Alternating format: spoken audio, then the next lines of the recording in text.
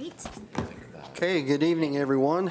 It is 6 p.m., July 20th, 2026, and it's time to call the Franklin City Council meeting to order. Ms. Jones, roll call, please. Mr. Austin? Present. Mr. Shuck? Here. Ms. McGinnis? Here. Ms. Nally? Here. Ms. Price? Here. Mr. Prime? Here. Mr. Taylor? Here. Mayor, you have a quorum. Thank you, ma'am. Mr. Brian Reese, thank you for being here to lead us in prayer and the pledge. Absolutely. Invite you to join me. Our Father, we come before you this evening, and we thank you for the privilege of being here tonight and all the people who are here, not just the counselors and the mayor and those who serve in their roles, but just the citizens of this city that show up and express interest and care in what's going on here. I pray this week that you'd be with all of our people who are just involved with the fair, just protect them, watch over them, be with our first responders as they serve in different capacities there. Just pray for a great week and just all that's going on the rest of this summer here in the city. Pray your blessings upon it. It's in your name we pray. Amen. Amen. I invite you to stand with me for the pledge. I pledge allegiance to the flag of the United States of America and to the republic for which it stands, one nation, under God, indivisible, with liberty and justice for all.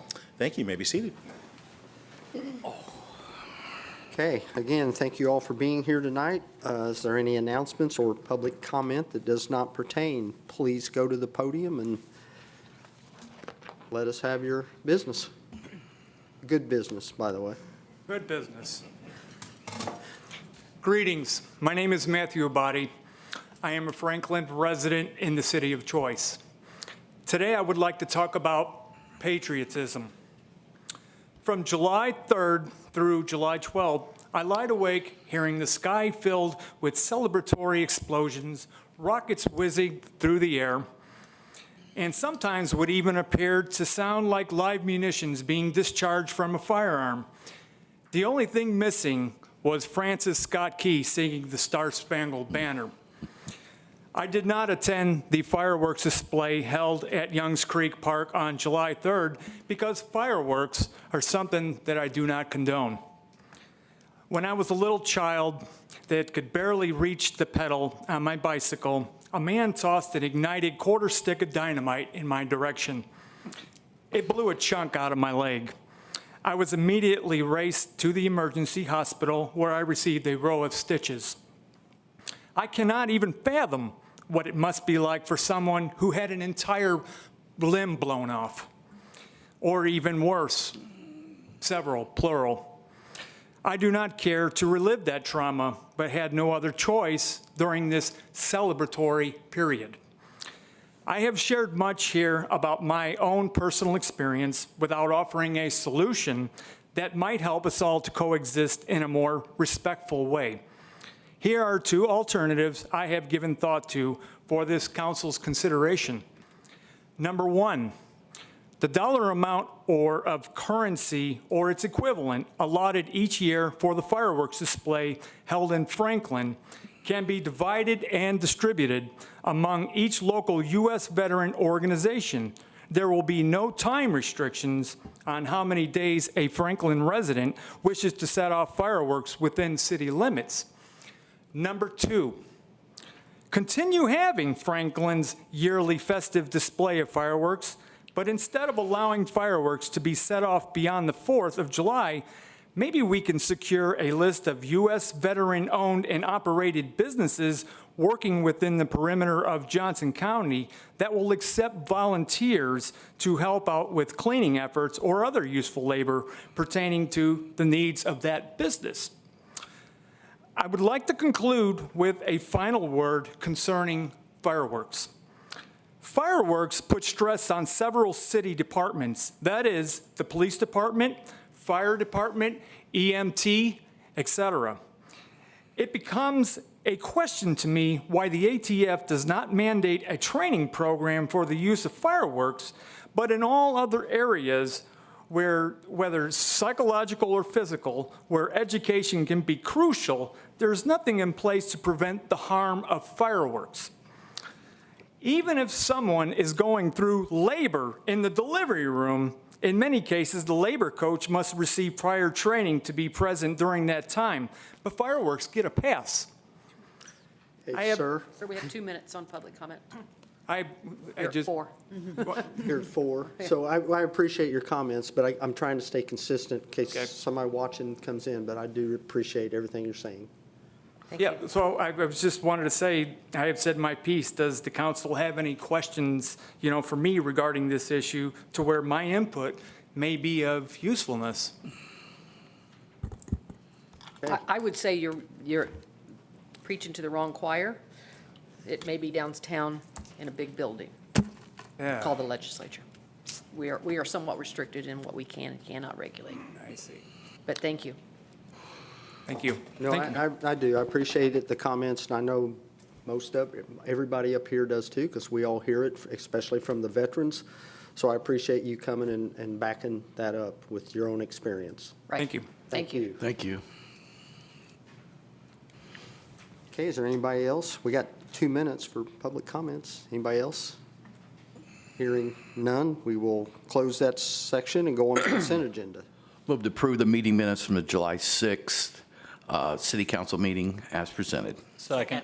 Okay, we have a motion and a second. All those in favor? Aye. Okay, there isn't any old business. We'll go into new business. Move to read new business by title only. Second. We have a motion and a second to read by title only. All those in favor? Aye. Okay, number 1, Quality of Life Projects Update, Scott Park and Franklin Family Aquatic Center, Director of Parks and Recreation, Chip Warner. Good evening, everyone. I have visual aids tonight to help you.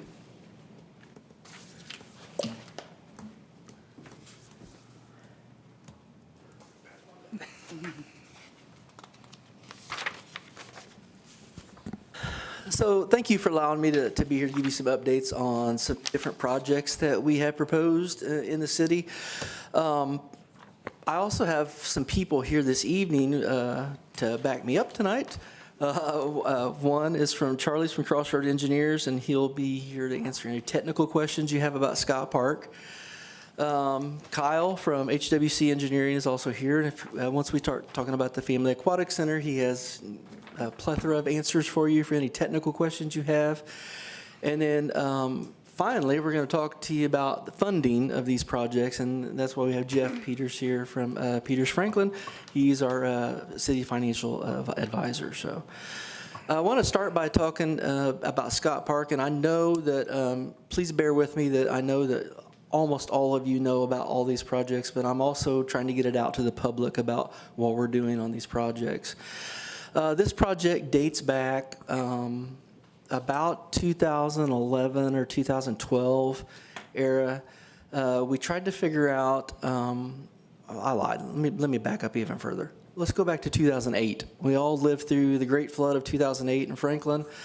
That destroyed a lot of athletic facilities in the community. If you recall, back in 2008, the Province Park Diamond that sit next to the police station ended up flattened by police cars and all kinds of different cars that floated on top of it. Matter of fact, there was a concession building there. Some of you will remember this building that literally lifted off its foundation and moved about 20 feet. Didn't destroy the building, but it sure did lift it up and moved it back.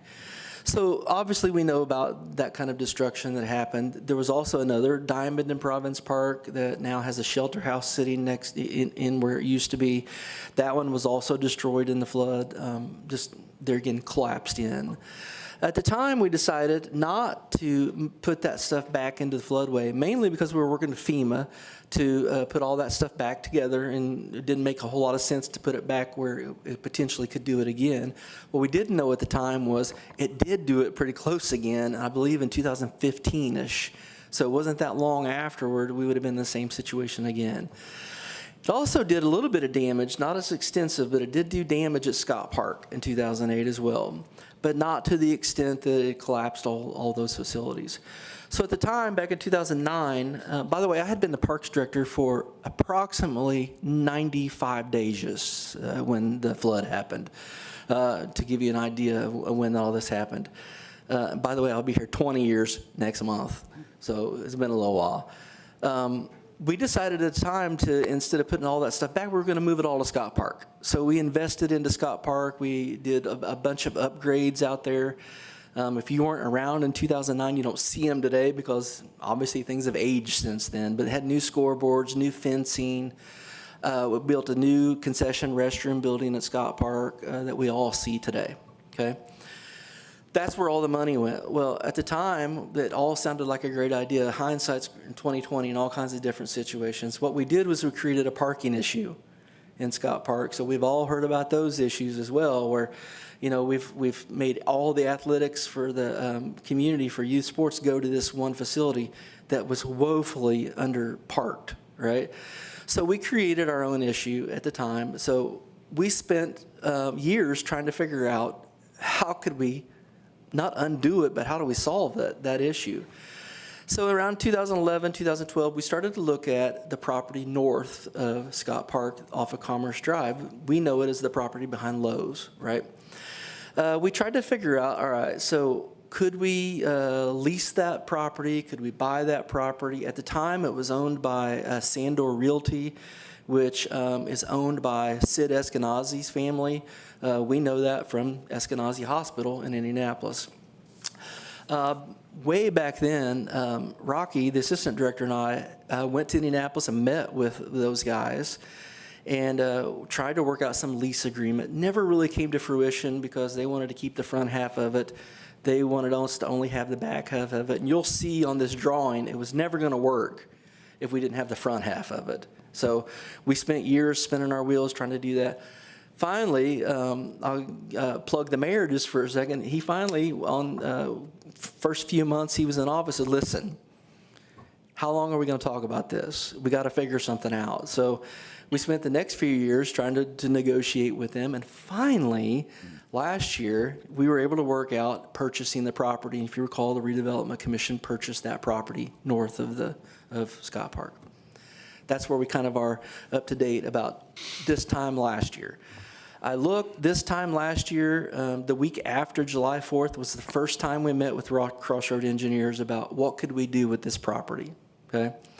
It has its limitations to it, some good, some bad. It has obviously the Canary Ditch that runs through and intersects the property, so it's got that challenge of how do we traverse that little waterway there. It has the pond on it, which we have come to find out is a good thing because it's going to allow us to do some different kind of outdoor recreation things that I'll talk to you about in just a second. The current Scott Park, as you can see on the screen, is roughly 5 acres.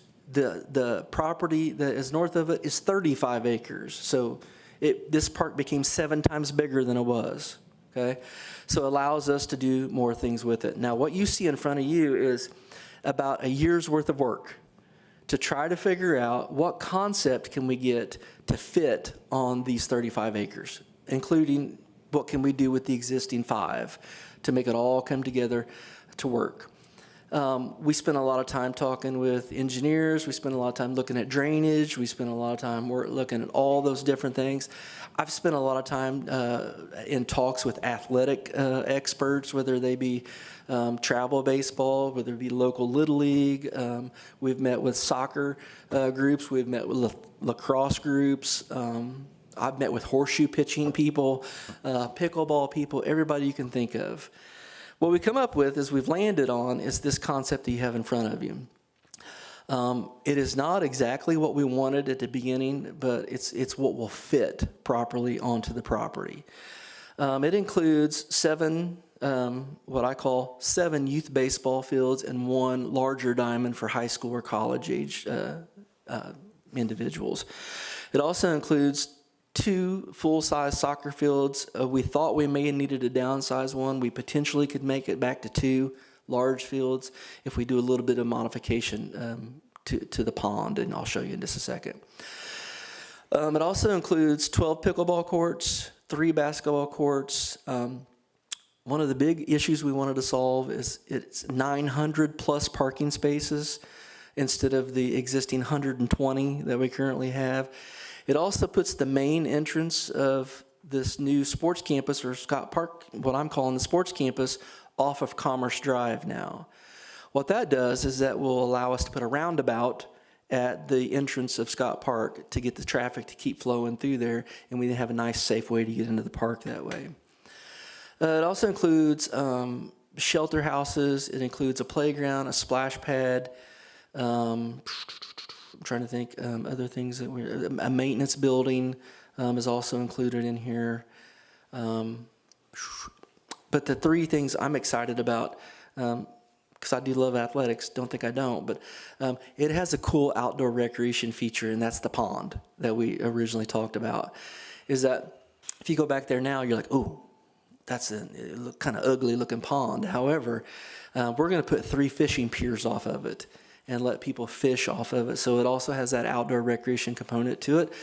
We have potentially talked about putting a trail that runs, that will traverse the entire length of the pond. So you can, there again, if you just want to go walk, you could do that. The other thing you'll see on here, you see a lot of dotted red, you see it, you don't see it on this one, but you see it on yours, a lot of dotted red lines.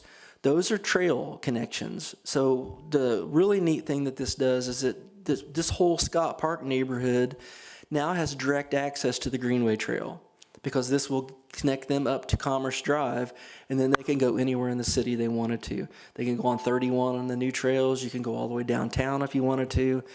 But those people don't currently have access to it. So that's another really cool feature of this project, is it gives people, a lot more people in our city, access to the Greenway Trail where you don't have to drive to it, and I can literally just walk from my house to do that. So, Mayor, am I missing anything you can think of? Doing a good job. Thank you. This is tough when you have to do it twice, because I don't remember what I talked about the first time. Those are the main components of the project. Like I said, some of this stuff is going to be dictated by what can we put in there drainage-wise, what can we do. Some of it's in a floodplain. You'll see the red lines, or not the dotted, but the solid red lines are kind of the floodplain area where we got to be careful about what we put inside of there. That's one of the reasons why, I know I hadn't got to talk to Sean about it, but one of the reasons why we had to downsize that diamond, because it just went into the floodplain too much. And we're trying to, Charlie can tell you about all kinds of 2-stage ditches and all kinds of different stuff that has to do with drainage, but it just didn't have enough room to fit all that stuff in it. So I do think this, I don't want to downplay it, but I also don't want to hype it either, because this is also has an economic development piece to it. We have designed this thing to take advantage of the travel sports world, where perhaps on Fridays, Saturdays, and Sundays we can have tournaments that come into the city, perhaps with 100 teams that are now going to eat at our restaurants. They potentially are going to stay at our hotels. All those kind of different things. I don't want to underplay it, but I don't want to oversell it either, because the city, us, is not necessarily going to make a whole lot of money off that, but a whole lot of businesses in the town will. So that's something I think we want to think about too. Other details I did not tell you yet is that we want to get out there. All this is lit, so it all has professional sports lighting to it. So there again, we can have games at night. It also, currently as it sits, all of this is turf. So the advantage of all turf baseball fields is a couple of things. One is I'm going to come to you later on in a year from now, and I'm going to need less maintenance people, because I'm not mowing turf. Okay, we're not out there trying to get dirt not to be wet after rain events, because turf has drainage underneath it and you can immediately play. So that's an advantage. It doesn't require irrigation. There's another advantage. So the turf has an initial upfront cost that obviously that costs some money, but what we're going to save in routine maintenance over the years will be well worth it. This project, as long as and the next one will too, we'll go through what's called a scoping period, and we're getting ready to get to that phase where we're going to really dive into exactly what each little minute piece of this thing cost. We know what we want to spend, but we don't want to spend over that. But the mayor's give me the directive that those numbers are nice, but he wants to see them down. And that's what the scoping period is all about, is we can figure out what are the nice things to have, but what do we really need, kind of thing. So we'll be going through that in the next few months. Any questions you have about Scott Park? I've got one for you. Hit me. What about security within the park there? Because I know some of the other communities around have different things there that Yeah. that used to monitor activities going on. And with some of the issues that we've had here in the recent years with some misspent youth and everything. Sure. So, yeah. No, great question. So I have had a little discussion with Rick at the IT department already about camera systems, and I've actually had a discussion with the chief of police about flock cameras. There's all kinds of technology that's out there that we can monitor who comes in and out. A lot of this stuff, to be honest with you, when we talk about turf fields will not be open to the public most of the time, because let me give you an example. You can't even have a piece of chewing gum on a turf field. It will run it. You can't take your dog out onto a turf field, it will run it. So people that have been to baseball, I mean, the list of rules on turf fields looks like this, because you have to be very protective of it. I was concerned about some parking lots that kind of are in the, what I call deep recesses of this park. Those are gonna have to be cameraed and those kind of things, just for public safety reasons. So we're gonna spend a lot of time on technology. Other technology things that I've been looking into is like, you gotta have lightning warning systems and all kinds of stuff when you're talking about big, large sports complexes like this. So, yeah, we're working on those things. That'll be in the scoping period. Those are gonna be priorities to us, so I suspect you'll see those in this project, so. We also wanna protect our investment, so. I have a question, Chip. Sure. And you probably have worked through this, but since it's that we're talking about it right now, I mean, I love the project. It was long overdue for the city and the sports recreation of the city. That retention pond that's sitting there, it was designed years ago to accommodate the runoff that was existing with Lowe's and everything else around it. But now we're going to have more runoff. So are we expanding that retention pond, or where are we directing that water? Great question. Thank you. That's what Charlie's here for. He's the expert on that. So. Good evening, Charlie Maddox with Crossroad. So the pond, it does serve Lowe's now, and back when they originally designed the pond, it was anticipated to take some of this land as well and serve it for detention. The problem is this whole site is in the floodplain. Some of it's in the floodway, and it is too low to take any drainage to that pond. The pond is actually higher than the ground where we're going to be building. So detention is something that's required for basically every project, and we are adding more impervious area than what's there now. So we've been working with the county. Chip mentioned two-stage ditch is the idea here. So Canary runs through the site. And what we've done is come up with the volume that we would normally provide in a pond, and we are creating a two-stage ditch, meaning we're basically going to expand that existing channel. It's going to come up a few feet from where the water normally is and then come out 15 feet either way and then shelf back up. So we're providing the volume that we would need normally that we would put in a pond, and we're going to provide that volume in the ditch itself so that in a 100-year storm, net zero is the idea. In Canary Ditch, you're going to do that? Yes. So that channel is going to be expanded quite a bit from what it is today. And all How- that's to provide a place for the stormwater to store up. How far is that going to do that? How far? I mean, are you just talking about in that park area, or do you have to go on upstream? Oh, no, all contained on the site. So basically just a little bit downstream of where you see the railroad, and then it'll end. We'll have it two-stage on both sides until you get down a little more further south to the residential area, and then we'll switch to just doing it on one side. Okay. And just so you know, conversations that I've had with the county, they've wanted to do that for a long time, not just there, but eventually they will do that all through Canary. That's my understanding, and that's why we're doing this section now. Just out of curiosity, Charlie, so a two-stage ditch will retain, much like a retention pond?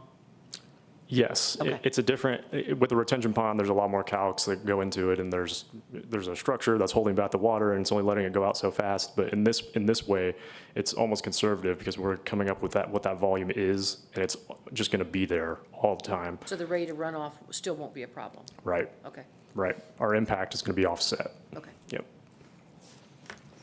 Also, I think, and correct me if I'm wrong, but I don't think this property is flooded since the 2008 flood. And it wasn't a flood like we had downtown. I think there was a couple inches running across the property. It never flooded like we had here. Yeah, from what I've been told by Franklin employees who check on it, and we've checked on it as well, even this year. So not to get too into the weeds on drainage, but over the past 2 decades, we've done a lot of work on the engineering and the civil engineering side of things for detention for all sites. So over time, as those detention facilities come online, the storms have less of an impact on the natural resources. The county has done extensive studies already on this area, and this specific section of the ditch does not fall within what they were calling a restricted release rate area. So there weren't any issues, and we've gone over we've already had the meetings with the county, and we've already gotten basically preliminary approval to do this. We just need to get them the full report and show them the final numbers. So obviously, the city already owns it, right? With the increase of individuals and children with that retention pond, like our liability, where We'll be fully insured and we'll have the disclaimers and things, but we probably, I mean, there's liability now. but right, it's- that's it's what I was saying. unmonitored. But then with, now that you, It's unmonitored. and I'm all for it. Yeah. Just Yeah. that, Question? yeah, I mean, Yeah, you've got we'll young obviously kids that are Have to probably gonna be include there and have all our insurance and our Yes. tort claims things. And, yeah, and like I said, probably now people trespass back there as opposed to having it more defined. Right, but when you open it up, again, I'm for it, but Sure. just, you have that many more people, just, there's probably a larger risk of, Right.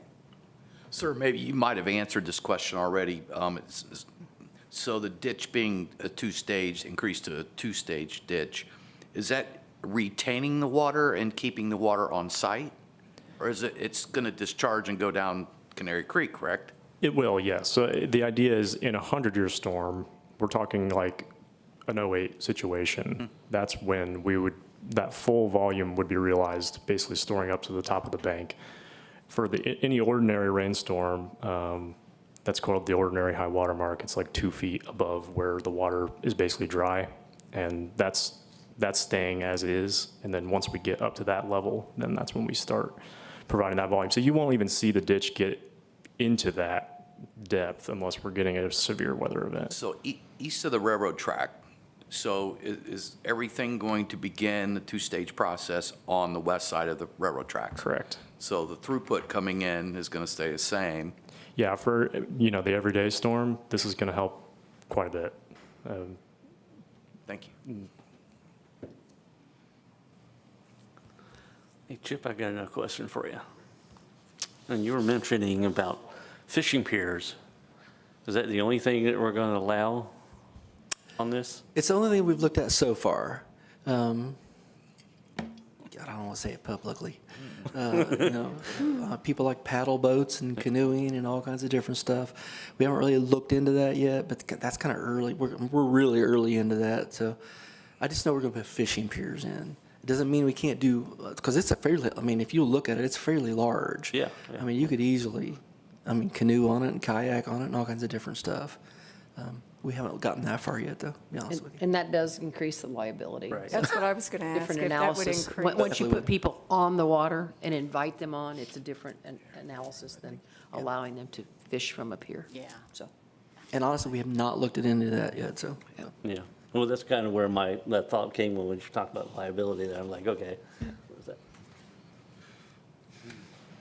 I personally am not in favor of that part of it, just because of the liability and kids getting on kayaks or canoes and getting upside down and the liability part of that. I am not in favor of that, but I'm not the total boss, I guess. I think We it- don't want to monitor it from the Parks Department standpoint. I'll be first 10 minutes, so. I don't have a problem with that either. I know that it's large, and I know it's something that I could see people wanting to do. And so as long as we have our ducks in a row, Right. I think we'll be good. I have been asked that, and my answer is probably not. Yeah. Yeah. They will fish anyway. Oh, they kayak and put boats in there now. I was going to say, I have yeah, actually I was seen going to I've say, seen right now is probably more dangerous because it's unmonitored, unkempt, and hard to see. But I would well, I know that there have been people that have trespassed on there to do such things. I've gotten, off the top of my head, 2 calls in the last 30 days. Yeah. Of people trespassing up there, so. Yep. So is any other questions for Chip on this project? Okay. All right, just when you thought we were done?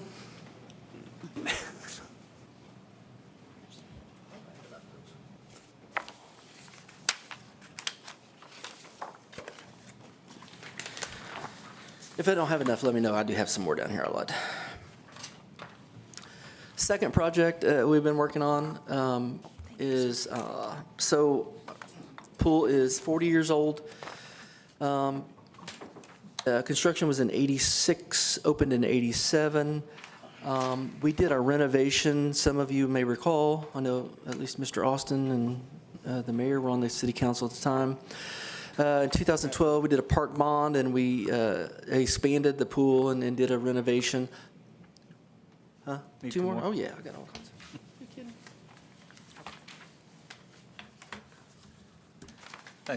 Thanks, Chip. You're doing a great job. 2012, did a park bond. That's when the existing zero-depth pool on the bottom of this page came into existence. We also replaced the water slide. We did a lot of stuff that nobody sees, which we replaced a whole lot of mechanical equipment that was aging and those kind of things. Believe it or not, that was 15 years ago. Here we are. Again, now the pool is in a different situation. Now it's 40 years old. It's approaching the end of its life. So a few months back, we asked HWC Engineering, which Kyle is here today, to do what I call a little mini study that tells us, all right, I wanted some professional backing of what should we do with this facility. All kinds of things we could do, right? We could renovate it again and try to make it last another, 8-10 years. But we're still dealing with this old equipment and old deck and the whole thing. What would it take to build a new one off-site? So if, let's say, we wanted to go purchase 20 acres adjacent to Scott Park in theory and build a new one, what would that look like? And then what does the middle ground look like? The middle ground would be, what do we, let's renovate what we have, let's save the good guts that we still have, and expand it out for the next 20 years. What would that look like? Be honest with you, the worst case scenario of going out and building a new one someplace else is probably $40 million today. 10 years from now, who knows what that looks like? Because I would have said 10 years ago, we could have done what we're looking here at now for 3. Okay, but you're going to find out it's not 3. What we're proposing to you is do the middle ground. Is let's expand this facility. Let's renovate what we currently have. Let's get it up to date. Let's fix all the things that need to be fixed, and let this facility stay at this location for the next 20 plus years. But there's all kinds of challenges when we do that. One is it's woefully underparked, just like every other facility we have. So you'll see that this expands the parking, this concept, about 112 more parking spots, more than doubles what we currently have. That's one. What that requires us to do is the one thing inside that parking lot is that's where our park maintenance facility currently sits. So it will have to be torn down. That's why it's going to move either to Scott Park, or we'll come up with some other alternative for where that would go. It also requires us to close that road that runs adjacent to the current pool that goes down into Providence Park, which is a good thing because during the summer months, if you've ever been through there at 3 o'clock, it's complete congestion. There are kids running around everywhere, interacting with cars everywhere, and I cannot believe we haven't had somebody hit because it's that crazy in that area. This pool does a couple other things. I'm going to just get rid of the controversial things right off the top. It does close the road. It does get rid of the diving boards, so we will no longer have diving boards at this facility. I know a lot of people love diving boards, but honestly, it's the only accidents we've had in 20 years that I've been here. I've been on the diving boards.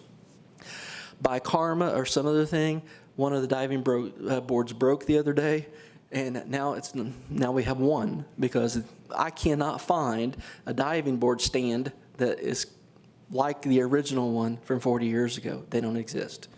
We've looked everywhere to try to find one. Not going to happen. Now, I could spend a whole lot of money putting it back for a year if we wanted to, but it doesn't make a whole lot of sense financially to do that. So that's good. The other reason why we're going to get rid of the diving board is because if you know much about swimming pools, the majority of the water volume is in a diving well, and the capacity of a diving well is all of 2 people. That's only 2 people. The only 2 people can use it at a time. So we're chlorinating and maintaining hundreds of thousands of gallons of water for 2 people. Okay? From an operational standpoint, if you think about it, it makes no sense. Plus, there are diving boards in the community. We can go to the high school, you can go to the middle school. There are other places that you can do that at. So that gets rid of this. We're gonna that 12-foot area will now come up to 5 feet. So that already saves us money in maintenance and those kind of things. It becomes a new ninja course. If you don't know what a ninja course is, if you go to the second page, as I talk about some of these features, you can look at them, and you'll see I think it's in green. You'll see the ninja course for kids on there. So it's an alternative. It's still an action kind of oriented activity that kids can participate in, but it does not require 12 feet of water to do that. Also, 12 feet of water, when we're talking about liability, is the biggest liability that we have, because non-swimmers should never be in 12 feet of water. That will no longer have that at this facility, so that's a good thing. It also expands, well, I shouldn't say expand, it will actually redo our current zero depth pool. So right now, that pool is really geared toward 0 to maybe 5 or 6 year olds. Because once you're 5 or 6, once you're 7 or 8, you can get into our main pool, because then it's about 3.5 feet deep up there. What we're going to do is convert that to more of a splash pad looking area, where it has the tile that you see down here at this one. It does have a little bit of standing water, but not what it currently does, because that's going to be geared more toward maybe 0 to 3 year olds. As you go up into this facility, as you're looking at it on this, then that's when the age groups are going to start changing. We're going to create a zero depth pool off the current main pool that's there now. So what I call the south side of the main square of the pool will now become a zero depth pool. Zero depth pools are important for a couple of reasons. One is because they're ADA accessible. So if you're in a wheelchair or you have issues if you don't know what a zero depth pool is, I apologize. Not everybody's in the swimming pool business. It's no different than you walking out on a beach. Right? It starts at this and then it gradually gets deeper. That's what this would be, is we would create that up there with a play structure up there. It also includes 3 new water slides. So one would attach to the current water slide. We would have the current water slide refurbished, because it's 15 years old now. And then we would attach another water slide to that same tower. What's cheaper to do it? The cost of water slides, it's not usually the slide, it's the tower that costs a lot of money. So we're able to save some money by doing that as attaching it to our current one. I've also asked HWC engineers, as we were going through this process, that one of the things that I was looking for was what would make us unique to the south side of Indianapolis? What could we put into this facility that nobody else has, in other words? We landed on 2 things. One is I call a toilet bowl slide. You see it as the red and white slide there in the middle of the page. It's where, and this is also a unique slide because there are some around here, but none of them are raft slides. This is a raft slide where you'll actually ride on an inner tube. And you could ride with 2 people if you wanted to as well. And basically go down this slide and spit you out at the end. These slides come out on chutes. So if you've ever been to a water park, in a chute, you basically stand up when you're done. It doesn't actually dump into a swimming pool, which means I need less lifeguards, less water. It's way safer. There's all kinds of reasons why that's the reason why you see water slides that way now. It also has less height restrictions, because I'm not standing up in 4 feet of water. I'm standing up in inches of water now. That's one of them. The other one would be just a normal body slide that would come off this tower that you'd see at the very top of this concept drawing. We also are going to use the natural contour of the hillside over there. So this tower doesn't have to be as tall as the other towers because we're going to use the height of the hill to save money. And then you'll just come down the hill on the, if anybody ever been to Riverside Park in Indianapolis? They do this there really well. It has a hill that runs up next to their aquatic facility. Their slide tower is probably just a little bit taller than me. And they use the natural contour to come down. That's what concept we'll use here too. The last thing, which is the really neatest feature, is the pool you see on the top. We'll actually build a new pool that's just on the other side of that road. That's a wave pool. And you've probably been to a wave pool and you've been to a water park and that kind of thing. Nobody has a wave pool on the south side. Matter of fact, my research says there's only 4 wave pools in Indiana. One is in Avon, one is in Marion or Frankfurt, I can't remember which one, Marion, and one is at Deep River Water Park, which is a massive $100 million water park in northern Indiana, and the fourth one's at Holiday World. And so nobody else has them. No, we're not asking you to build a Holiday World. That's not what you're looking at here. What you're looking at is Lebanon. Lebanon has one. That's the pool in Lebanon that you're looking at. That has a wave pool. Huge attractions to draw people to this facility. So all of that, plus we're going to do all the mechanical renovations, all to set this thing up for the next 20 years. So nobody should be coming to ask you in the next 20 years to build a new pool someplace. They should not be asking you to, they may ask you to build, something's broken, they need to fix or something, but this design and this facility should last Franklin 20 plus years, if not more than that. So. Chip, can you speak on the local people that's worked on these 2 projects? Yep. Dennis McGuire, he's in here with Kripe Engineering. Yep. He lives here in Franklin. HWC lives here in Franklin. Yeah. And Crossroad, they seem like they live in Franklin. They've been here forever. So. Yeah. So I may have just said that, but do you want to? No, that's just so I've known Kyle for a long time because he's been in this business with me a long time. But I was with Kyle about 3 years ago, standing next to a wave pool that was operating in Avon, had just opened, and of course us parks people go and see whatever the people are doing. And Kyle was actually in part of that process, and I was getting ready to go to my car, and I stopped and talked to Kyle just for a second. I said, Kyle, I need you to do me a favor. I need you to take this wave pool, and I need you to superimpose it next to my pool and see if it fits. Within the hour, I got it. And this is how that all process started. Kyle lives on Walnut Street, so he's just as excited to work on this as anybody. I mean, Dennis from Kripe, we work with those guys on all kinds of different, they're working on Scott Park. They're also working on this project as well. And did the Active Adult Center. And did the Active Adult Center, yeah. So we have some really great local people that are in this business that it's kind of cool to work with. And we've worked at Crossroads for a long time, so. Yeah. Chip, can you tell me what number 15 is on the map, circulation improvements? Yeah, if I have my glasses on. Ramps and stairs. Where's it at on here? By the baby pool Oh, yeah, at yeah. the bottom? So, okay, so we currently have stairs that, I was at that right, yeah, okay. So if you walk down, if you've not been to the aquatic center, you walk down some stairs to get to this zero depth pool currently now. That's what that is. It's requirements for ADA, for example. That's what the notch out you see is. It's for wheelchair access that can't go down stairs and those kind of things.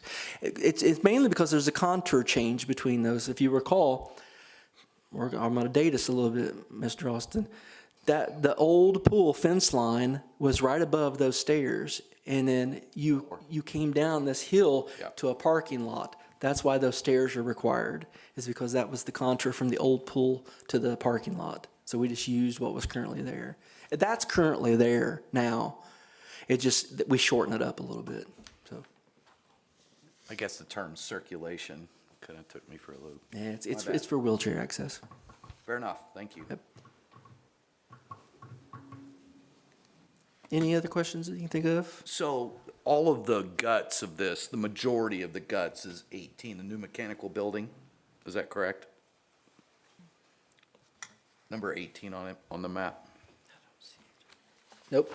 18's a new mechanical building. That's just for the wave tank. That's just for the, but it could also be for the water slides as well, too. Okay. Yeah. So the existing, Krista, if you scroll down just a little bit, you'll see number 20 is where the current mechanical room is. It's going to require us to expand it out a little bit. Right. Which it needs it anyway. You've got multiple things going on there. I assume you wasn't going to have one mechanical room. This will have 3. I figured Yeah. as much, yeah. So I So thought in there. this, how is this isn't going to affect the shelter house that's down below the bottom of the hill, right? It will not. It'll still stay, okay. Well, now I should tell you, so the road will close, Yeah. but the road is going to end up being a trail Oh, that will okay. get you up. So I need the parking down there still. So what we'll do is use the road and actually be a greenway trail that will wind around this facility so you can walk from down there up to here. Okay. Be honest with you, I hate to mention it because we've looked at all kinds of concepts that you never make it to you. One of the concepts we looked at was not closing the road, and for 4 months of the year, blocking the road with gates and letting people walk back and forth in between these 2 pools. And then on the other, 8 months of the year, we would open these gates up and the road would still be open. So we wouldn't totally close the road. That was like $500,000 to do that. It wasn't even like, no, I mean, that makes 0 sense when I can just put a trail to run up to it and you can walk up it versus, $500,000 to keep something open that honestly should probably be closed anyway. So we toy around with all kinds of stuff that never make it to you, so. In projections, I assume this is gonna, the cost of a membership then will increase and, Honestly, I haven't looked at that very much, to be honest with you. But I did, no, I don't anticipate it will actually raise that much. And mainly because, I don't know if the mayor wants me to talk about this or not, we're looking at alternative funding for other stuff too, whether that be sponsorships. The pool right now almost pays, it probably 95% pays for itself now. So if we do this with more parking, even if it was just $1 increase, not 5 or 6, if you go to some of our competing cities around here, they're double our price. We could break even. You got to remember, I had this discussion with the mayor. I love to make money. Do not think I don't. Mm-hmm. But really, I just need to break even, right? That's really, if I can break even and not break even in our world means it doesn't cost the taxpayer anything, right? But if I can make more money, then I come to you. I don't have to ask you for anything. Yeah, but things break down and we know that. That's correct. So that's how it works now is that you don't see me come to you a whole lot because this pool makes a lot of money. so what's the capacity now? The capacity now is about 1,000 people. And you're going to ask me what the new capacity is, and I don't think we've figured it up yet, but I know it's way more than 1,000. So with you building that pool over on the side there above the shelter house, will that cause that to back up with water from that creek too? No. No? It doesn't have anything to do with the creek. The creek's way down here. So what we're talking about is way up on top of a hill. Yeah, I know, but I know that area there around the pool on the other side of the road. Yeah. It wouldn't have anything to do with that. Okay. Yeah. This facility is so much out of the floodplain that it's not even close, yeah. Okay. I hate to lose that hill, though. I learned how to drive a manual up that hill. So, yeah, got a lot of memories on that That's hill. funny, yeah. Yeah. Any other questions? Just from the initial design of the concept that we're at now, there again, this has to go through a scoping period too. We think we have a maximum price. It does not mean that's what it is. It could be way lower than that. We haven't really, water slides, a raft slide versus a body slide might be $1 million. So that might be an easy decision for us in the scoping period, right?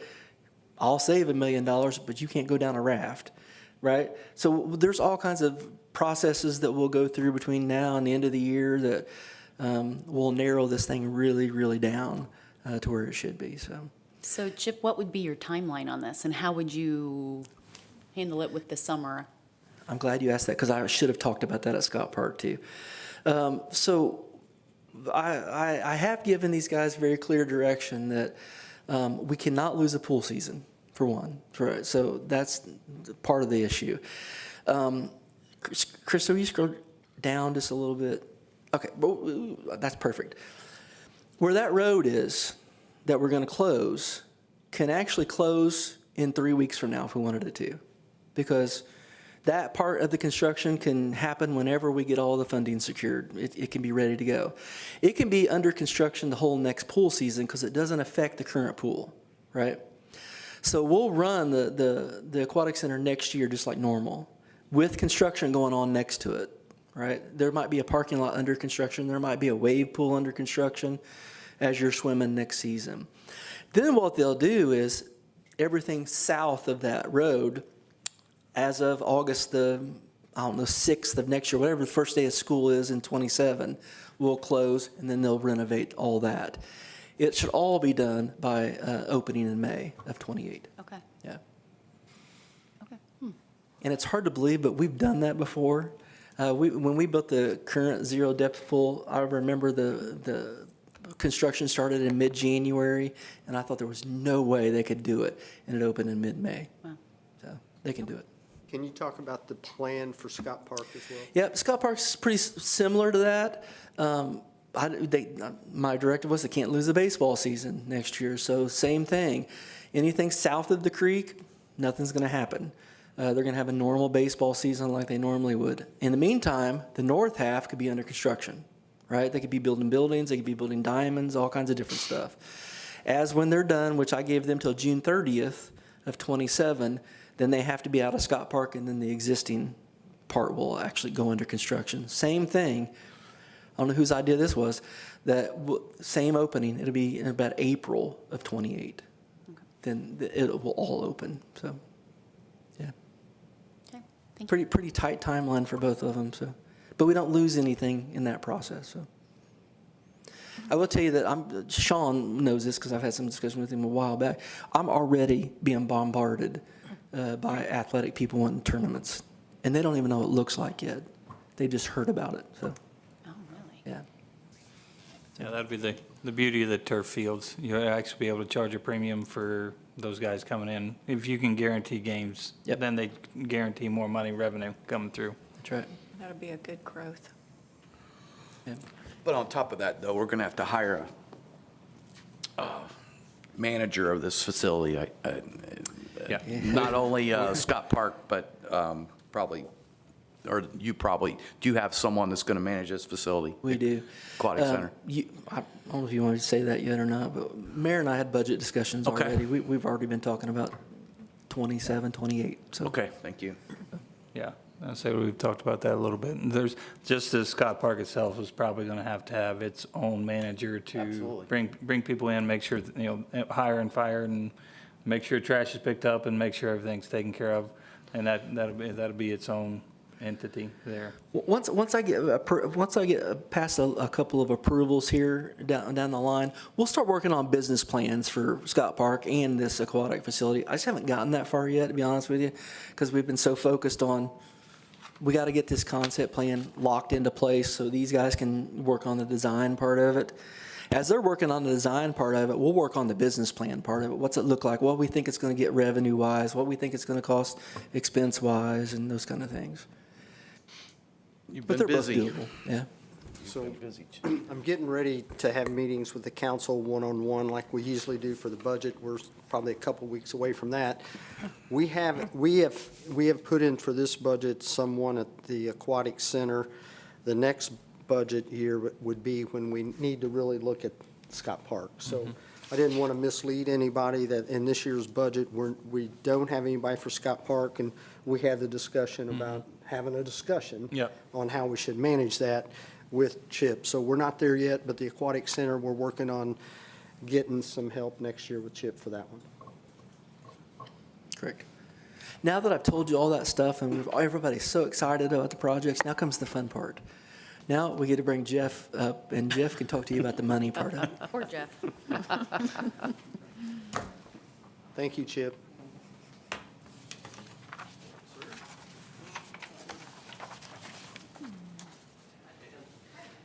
Thank you.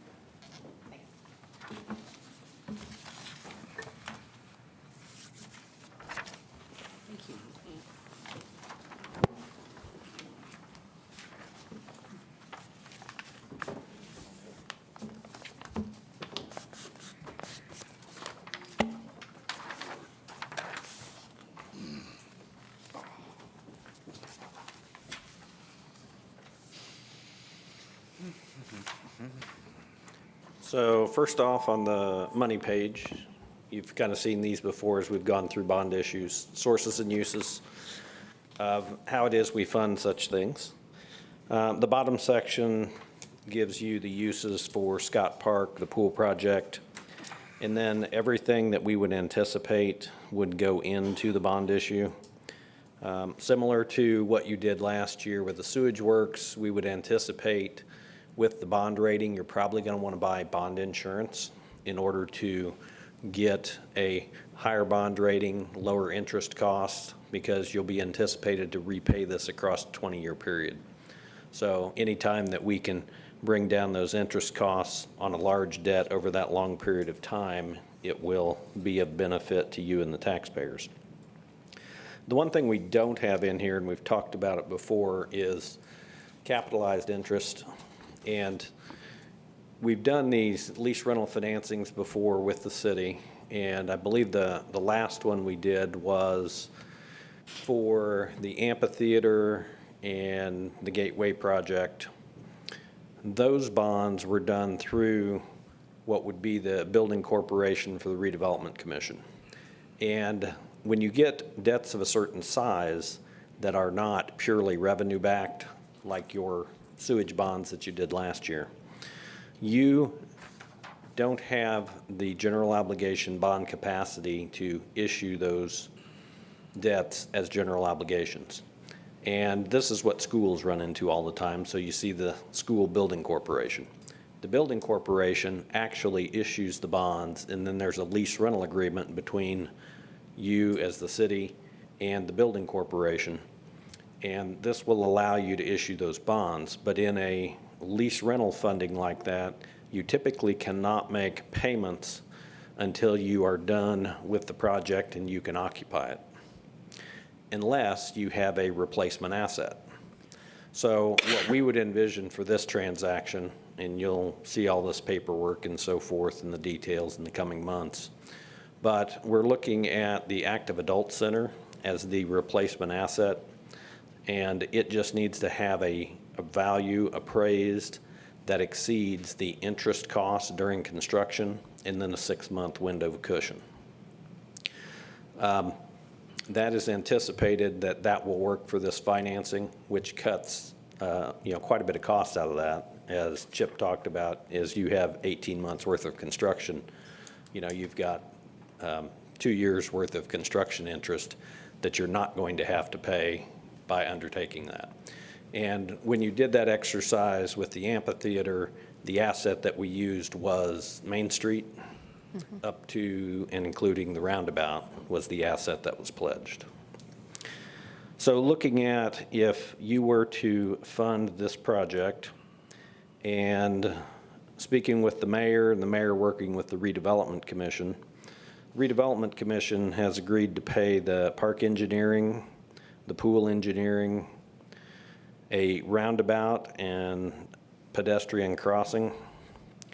And then the mayor looked at contributing $5 million of cash from the Economic Development Income Tax Fund that you currently have in order to bring down the bond amount and the amount of debt that you would put on the tax rolls. Those top two amounts are what we would assume to be the amount of the bonds, which is about $39.5 million. That was taken to Park Board last week. They approved that initially. There will be a series of disclosures to the public, taxpayer impacts, et cetera, that give taxpayers that opportunity to come in, speak about the financing of these projects, and file any petition if they would wish against it. But what we brought to you tonight is the same thing that we shared with the Park Board. The financial disclosures for the public hearings that will be upcoming are going to be a little bit higher than what I'm going to show you today, just because we're not going to take these bonds to market for a few months. We want to have a little bit of cushion in there. The top part of the bonds and the reoffering premium would be based on market conditions as of today. So that might change. Instead of having $36.5 million of bonds, and $3 million of reoffering premium. Those numbers might switch a little bit. And the reoffering premium, I know we've talked about this before. Markets have certain conditions that they expect to be met in order to effectively and efficiently issue the bonds and get the lowest amount of interest cost for you. One of the things that the market would expect today are 5% coupons. Well, 5% coupons for all the debt over the next 20 years would be higher than the interest rate that you would get in today's market. But those bond buyers are willing to pay you a premium for those future payments at 5% tax-exempt interest. That's where that $3 million derives. That's what we would estimate it at today. Those things, like I say, will be determined at the time of bidding. The back page gave you a little summary of the tax impact. The most important parts of this are, if we were to implement this funding, the repayment stream, the cost would be about $2,965,000 a year. That tax rate to repay that would be just under 15 cents. That cost would be about $149 a year for a $231,500 homestead, which is the median today according to the U.S. Census for the, assessed and taxable value of a homestead here in Franklin. But currently, the city has outstanding park bonds, and this is the last year for the bonds that Chip had mentioned earlier. And today, those taxpayers are paying about $17 a year for those outstanding bonds. So if they go away, which they will in '26, the 2027 net impact would be about $132 for that median homestead in Franklin. And then the bottom paragraph talks about if you did not have the redevelopment commission paying the expenses that were enumerated there and the cash contribution from the city, the tax rate would be about 19.3 cents. And that net tax increase to the median homestead would be about $172 rather than $132. And with that, I'd be happy to answer any finance-related questions. Jeff, I just have one comment. So if we looked at this as the high end, correct? The bond, the 35 and the 15, and when we get, and I'm just kind of repeating what Chip said and everybody is aware, this pricing is more than likely going to go down. And you even said when we get to that bidding process and we know exactly what it is, just because we're committing this to the high end or talking about the high end, it could be a lot lower than this. It could, and it'll refine, multiple times. But as you go through the financing portion here in the next couple months, we'll have more refined costs, and we might bring that number down, or we might not. This might be what we actually go out and issue the debt for. Then, as they go through the process of the actual construction, if you end up with savings there, I would say potentially, if the savings are on the RDC paid for projects, the RDC would retain that money because they would pay in less. The $5 million that you've committed from the Economic Development Income Tax Fund, you would pay that amount in less. And then the city would still have those cash funds for other projects, operations, whatever it is that it needed. But once we issue the bonds, you will want to spend the bond proceeds first because you do have a problem of you're not allowed to overissue those municipal bonds.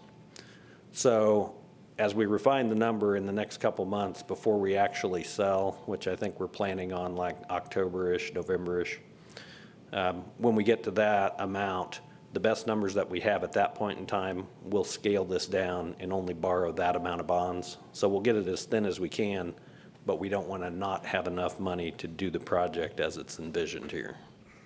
And one of the words that you had used for purchases in the public, I understood it was that we would publish a higher number to have some room to negotiate. So you'd rather publish a higher number, let the public know, and then bring it down as opposed to the other way around, because once you do your publications, you can't go back up the other way. Yeah, because we have to start over. Yeah, have to If start we all over get- again. Yeah, if we approve too low and realize it's going to cost this much, then we have to go back and start over, and then we're months behind. And as Chip told you, this schedule is to have significant construction in '27 in order to have this done by April and Memorial Day of '28. Right, so that's why he used the word publish high, so that we can keep the process going. I have a question. I don't know if this is a Chip question but so the impact is to the city of Franklin.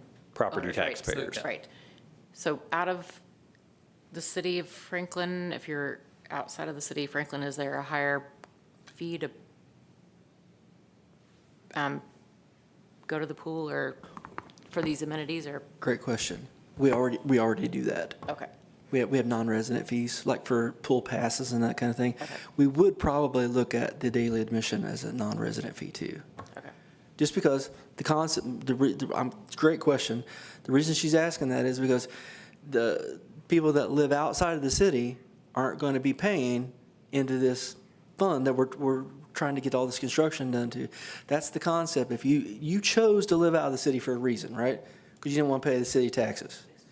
Well, that's why you pay non-resident is to equalize that out, if that makes Right. sense. And that's in case we get asked. Yeah.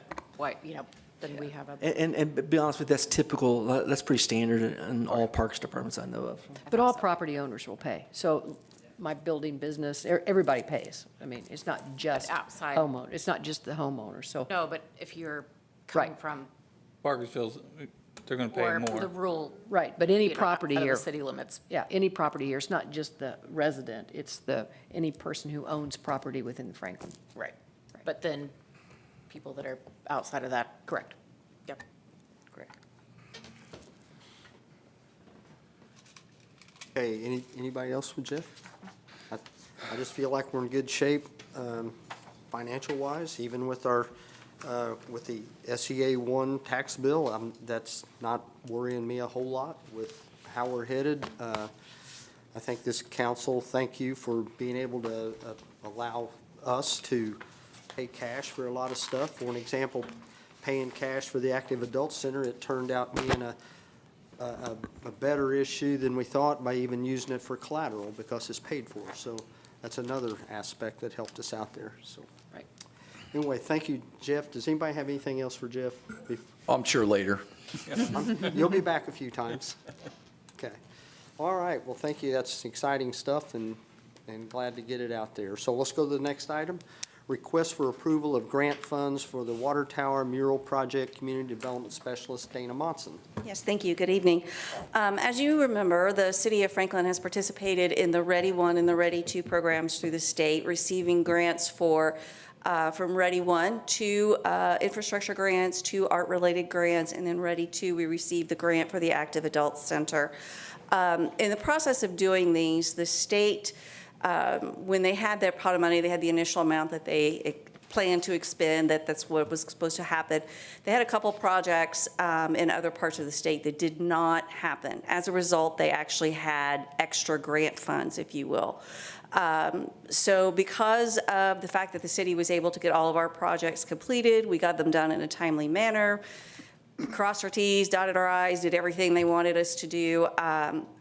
They chose us and one other community to receive these extra funds. So this is considered a reimbursement for the work on the Active Adult Center. So it comes to $275,941.49. So they will be returning giving these funds to us as considered as part of the Active Adult Center, and then these funds can be used at the city's discretion. So one of the grants that we did go for, that we did not get, unfortunately, was through the Lilly Arts projects, which I'm sure you've seen recently, the announcements on all of those. We applied for a grant to have the water tower painted. So the water tower is the one right down here. that sits at the corner of Walnut and Jefferson Street and is a lovely little eyesore as you're coming into town. When you're sitting at that beautiful amphitheater, that's your background. That water tower is owned by Indiana American Water, and since the inception of the Public Arts Commission in 2022, we have had discussions with them about, can we do something? Can we paint this? Can we make this look better? They are very much in support of doing that. So much so that they have actually given us a donation of $50,000 that is currently in a fund towards that. Their one caveat is that in order to paint this water tower, there's some prep work that has to be done. They do these on a rotation. This is not the rotation for this tower to have that, so we would have to pay that. That's about $200,000. So one of the things that we talked about was if we're going to do this, this needs to be a regional project. This needs to be something that is going to truly have an impact on the tourism here, on visitors here, quality of life here, all of those things. People will travel to see some of these water towers if they're done by somebody that's very well known. In your packet, I gave you some examples of different water towers that have been done by regional artists, national artists, things of those natures. So we are really looking to find someone that, first of all, can do this. Not anybody can paint a water tower. It's very particular, very exacting. So you have to have somebody that truly knows what they're doing. And second, have someone that can come up with a truly unique design. Some of these, that's the lovely look of it. Today, you can see it's 39 feet tall. It's a little obvious when you're driving down through there and through town. But what we want to do is look for someone that is a very well-known artist. These were done by Adam Long. There is Eric Eric Henn, that it is, who has done some of these. He actually lives in Louisville, Kentucky, so he's very close to us, but he has done towers like this around the country. So these are not just somebody that, local or whatever. As much as we would love to have a local person, it takes a very specific talent, and so we're trying to find someone that would do that. And also find someone that people will say, oh, that's an Eric Henn, I want to go see that. And there are people that will do so. Roughly $400,000, so we're looking at a total of probably $600,000. And again, that's an estimate. That is not a final number, because until we really get into discussions with an artist and things, we're not going to know that. So we've been looking at this for quite a long time. We've been looking at different ideas. None of these are what the tower is going to look like. These are just simply to help you see kind of what we're talking about.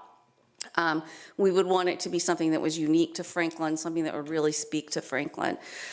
So in conversations with the mayor and with Tara, with the Mayor's Youth Council, I would like to request that we take these extra funds from the READY grant and add to the $50,000 that we already have for this mural project. Giving that kind of money will help us in better fundraising, because a lot of projects of this size require matching grants. They want to see sponsorships. They want to see different things like that. For example, creating places is a $100,000 grant, but we have to have matching funds of $50,000. So it's things like that that would allow us to do that. By also partnering with the Mayor's Youth Council, we would love to have those students and give them an opportunity to be a part of this from the very, very beginning, the ground up. So helping with the fundraising, looking at the RFQ, looking at some of the different ideas as we select an artist, and then select the final design and things that it would look at. So we're hoping that that would give a good jump start to get this going. You have no idea how many grants I've applied for this thing, but it's pretty pricey, and it's kind of hard to find grants that are going to pay that kind of money. So, Dana, I think some of the problem that we had when you was looking for the grants, we didn't have the matching funds. We did not have the matching And it was always, funds. how are we coming up with? Absolutely, that was, yeah. Every time. That Every seemed to be time. what it was, so. Yeah, So with those two sources, we'd have 3.25 already. correct. Yes, we would. And with the idea being essentially, we can do this with funds from other things rather than ever have to use our own Right, money. that's my goal, absolutely, just as it is with all of the art projects that we've done. I really want to try to find ways to have this paid that's not taxpayer dollars. How long do you have to use the funds? I mean, what, to be able to go out and start applying for grants and There, doing it's those things? reimbursement, there is no time frame on it. No time. And do you know when the water tower, we come back into rotation on that water tower? What's their plan for it, so they don't It's have to probably spend got $200,000? at least 5-6 more years. It's like a 10-year rotation, and they just did it in 21 or 22. Yeah. It's I know, I unfortunate- thought It's that too. unfortunate that they wouldn't be doing that. It is unfortunate, but They gave us $50,000. they gave us $50,000, and they're agreeing to allow us to do it. The only caveat that they have given us is that they would like to have some type of water feature as part of it. The whole thing doesn't have to be a water feature, but just a creek running through, anything, just something that would have a little bit of a water feature as part of it. And you take an Eric Hine or an Adam Long, they can come up with something really cool that would have a really neat element of water to it in some way. Just to defend the water company just a little bit here, they gave us the $50,000 grant when they gave us the grant to do the splash pad. Yes, they did. That was So- also as part of that. Yeah, so that was of a bigger That was project. $250,000 that was given towards that splash pad. Dana, kudos to you, because Ready Grant only picked out 2 communities Correct. to give this money to, because we did our, Due diligence. you did everything that was necessary and got our projects done even before the deadlines, so that's big. Thank you. It's 275,000 big. That's a big number. Then I guess, is there any, say, we don't get the other grants, is there any other projects that you've kind of got in line that you think about to use the money for, or what are other options that we may be able to use it for?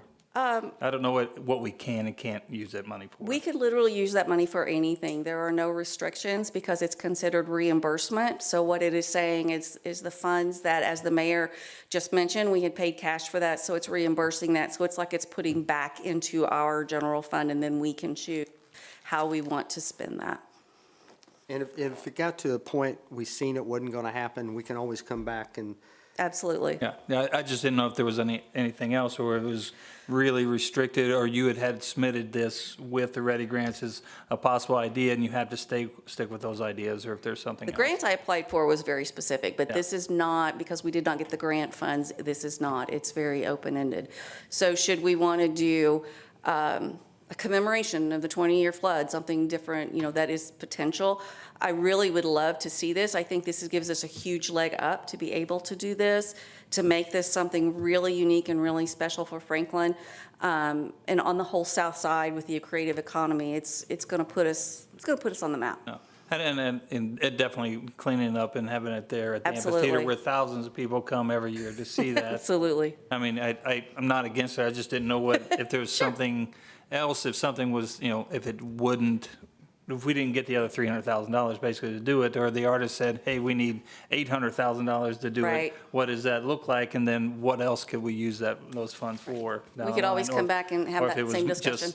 specific to something that you'd already submitted. I think, Jan, this is introduction, right? Introduction only tonight, is that correct? No, There's no, Okay, so we can Yeah. take action then? I mean, this is mainly just information. There's no ordinance resolution, like, she's basically just, yeah. But Jan, aren't we asking to put it with the 50 that we've already got in terms of placing Yeah. in that fund? Yeah. Yeah, and so, I mean, basically, the question is, you all want $275,000? Right. That's the question. Yeah. It's like And, kind of and, a and no-brainer, if you do, Yeah. then you accept the Ready Grant funds and direct it to be placed in the other fund account that Jan monitors, and then if you ever want to reallocate it, then you can come back with a, Right. with a It's transfer. going in the water tower fund now. Yeah. Correct, so that's basically approval of the request. So I think we probably need the councils to vote on it and have their approval moving forward, so everybody's on the same page. Yeah, a very legal term, y'all want, that's how I said it. Do we want the money? Do you wish to have $275,000 grant returned to the city? Yeah. Move to approve. Second. Okay, we have a motion and a second. All those in favor? Aye. Any opposed? Thank you. Okay, Thank you, thank you. Dana. Good job. Thanks, Dana, Thanks. great job. All right, it's been a long meeting. We've had, the last couple's been about 10 minutes, I think. So we made up for it, but I think it still is very important that we get council comments. I know a lot of people like to hear that. if we have any. Josh, how about you? No, I think it was a very great meeting, especially talking about the quality of life here in the city that we're, and the amenities that we're trying to add to there. So I think it's great information for the public. Thank you. Ann? I have nothing. Thank you. Ken? Nothing tonight, Mayor. Thank you. Sean? Nothing, sir? Todd? Nothing, sir. Irene? Nope, nothing for me, thank you. Jennifer? Ditto. Okay. Jan? Lynn? No. I have nothing. Thank you all for coming tonight. Motion adjourned. Second. So moved. Aye. All right.